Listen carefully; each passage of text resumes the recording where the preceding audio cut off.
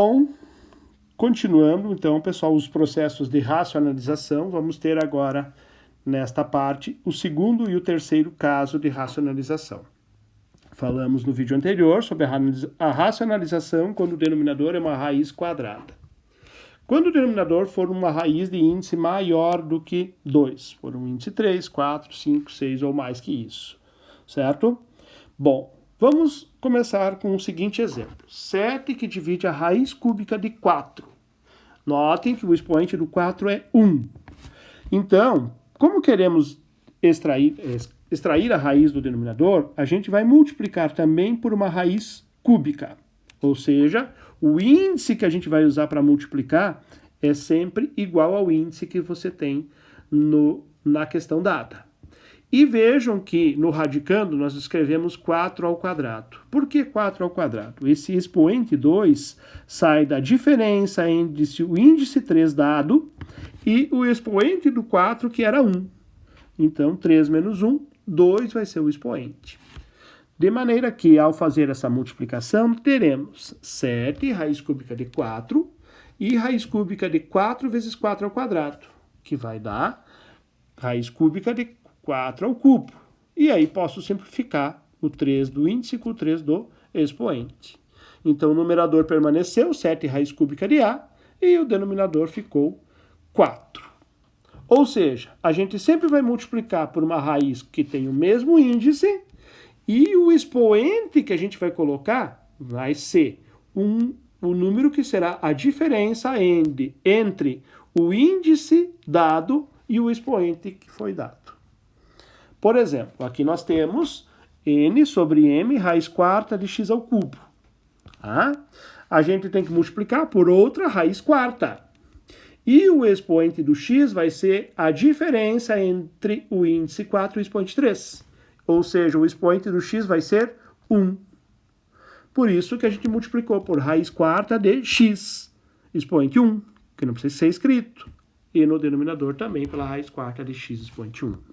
Então temos n raiz quarta de x, m que multiplica a raiz quarta de x na terceira vezes x. Então, n raiz quarta de x sobre m raiz quarta de x na quarta. O índice 4 e o expoente 4 do denominador posso simplificar. E temos, então, n raiz quarta de x sobre m que multiplica x. Terceiro exemplo. Se nós temos raiz cúbica de a mais a raiz quadrada de a sobre a raiz cúbica de a ao quadrado. Como é uma raiz cúbica, temos que multiplicar por outra. O denominador é uma raiz cúbica, né? Temos que multiplicar por outra raiz cúbica. E o expoente do a vai ser a diferença entre o índice 3 e o expoente 2. 3 menos 2 vai ser raiz cúbica de a, o fator que a gente vai usar para multiplicar numerador e denominador. Assim, ó. Então, a raiz cúbica de a mais a raiz quadrada de a vezes a raiz cúbica de a. E a raiz cúbica de a ao quadrado, aquele 3, por favor, desconsiderem, é multiplicado pela raiz cúbica de a. Isso vai dar raiz cúbica de a mais raiz de a vezes raiz cúbica de a, e o denominador, raiz cúbica de a ao quadrado vezes a. Isso vai ser raiz cúbica de a ao quadrado, distribuindo, né? Raiz cúbica de a por raiz cúbica de a, dá raiz cúbica de a ao quadrado, raiz quadrada de a por raiz cúbica de a. E o denominador vai ter índice 3, expoente 3, que eu posso simplificar. Então, por fim, raiz cúbica de a, no numerador não mexemos, e o denominador ficou sem a raiz. Então, 7 sobre raiz cúbica de 4 na 7. Vejam que o expoente 7 é maior que o índice 3. Jogando o expoente que pode para fora, fatoramos 4 na 6 vezes 4. Então, 6 por 3 vai ser 4 na sexta, simplificando o 6 com o 3 vai dar 4 ao quadrado. Bom, agora sim, vamos racionalizar além disso. Então, a raiz cúbica de 4, nós vamos multiplicar por raiz cúbica de 4 ao quadrado. Tem que ser outra raiz cúbica e o expoente do 4 vai ser a diferença 3 menos o expoente do 4 que não está escrito, que é 1. E resolvendo isso, a gente chega na resposta. De maneira geral, vejam bem, se nós temos uma raiz P sobre Q que multiplica uma raiz de índice N com a expoente K. a gente vai multiplicar por uma raiz que tenha o mesmo índice, n, e o expoente do A vai ser a diferença do n com o k. E, resolvendo isso, nós vamos ter que o n vai simplificar com o n e vamos ter um denominador sem a raiz. Quando o índice não quando é uma situação como essa, isso aparece, é o caso que menos aparece de racionalização. Tá? Então, quando nós temos uma raiz de índice maior, a gente multiplica por raiz de mesmo índice, e o expoente vai sempre ser a diferença entre o índice n e o expoente k, que vai ser dado. Certo? Adiante, vamos ao terceiro caso. O terceiro caso é quando o denominador tem uma adição algébrica. Adição algébrica quer dizer que pode ser uma soma ou uma subtração que tenha pelo menos uma raiz. Pelo menos uma quer dizer que pode ser uma ou pode ser duas. Então, 3 sobre raiz de 3 mais 1, por exemplo, tem a raiz de 3. 2 sobre raiz de 2 mais a raiz de 5, tem as duas raízes de 2 e de 5 no denominador.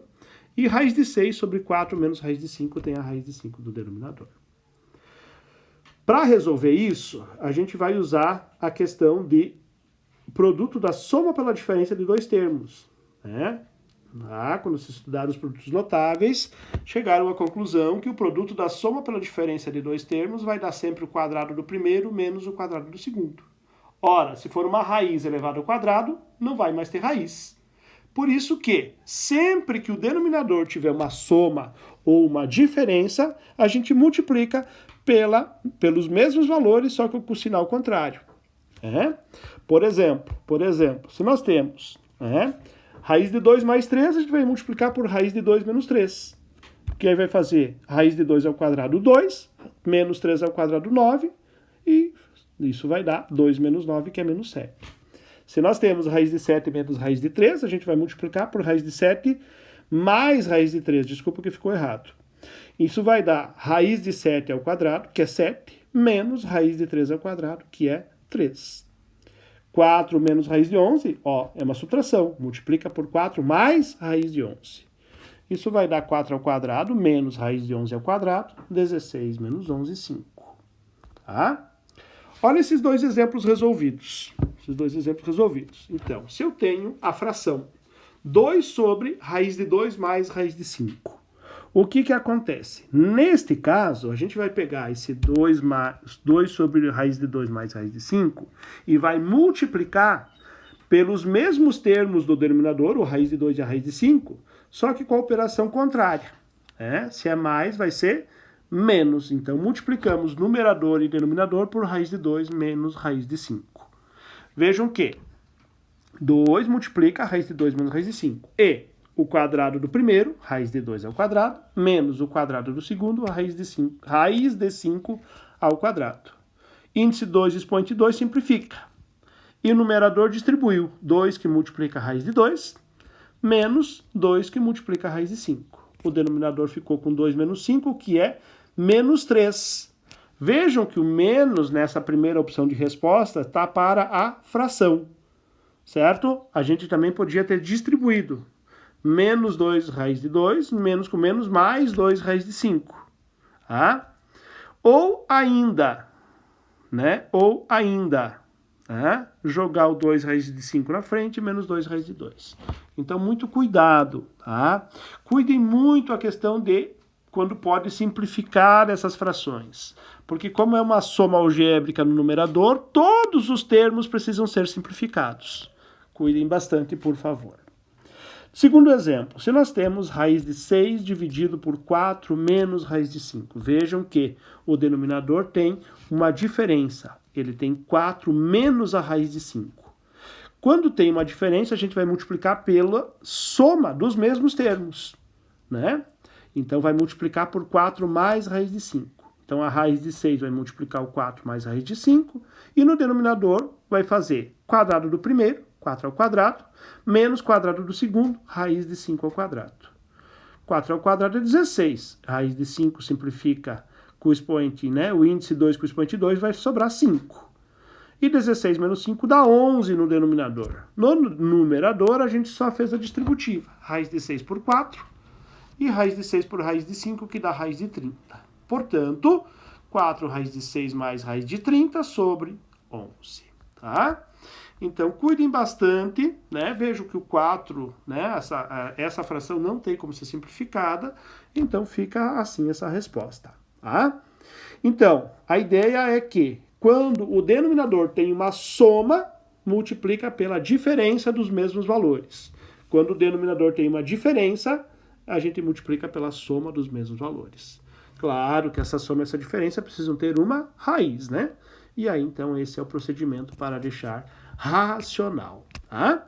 Isso aparece até bastantinho. 10 a 15% das questões que precisa de racionalização são desta forma, certo?